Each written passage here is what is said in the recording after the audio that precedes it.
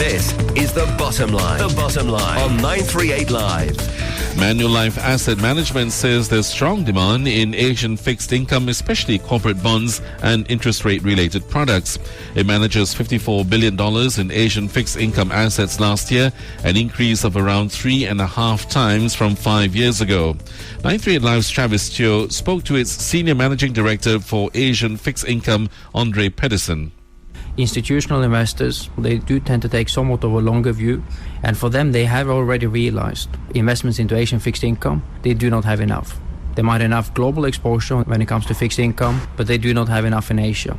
So when we saw weakness last year in 2013 in Asian fixed income, in Asian currencies, some of these institutional investors saw it as a very opportune time to actually invest more into Asia.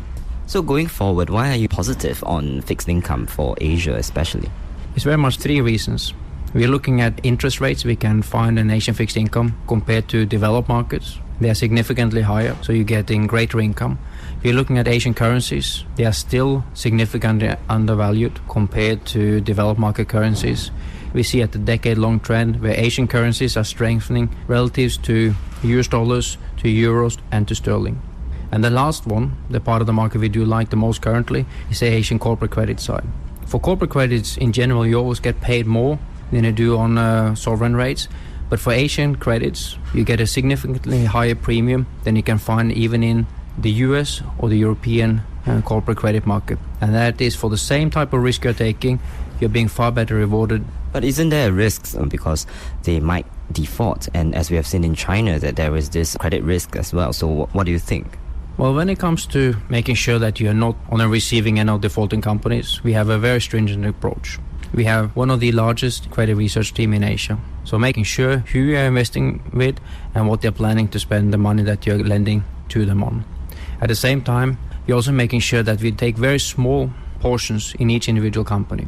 So typically you will see that for any strategy that we run, we will have investments in something like 80 to 120 different companies. What that means is that if one of these companies is starting to struggle, it will have a very limited impact on the overall portfolio.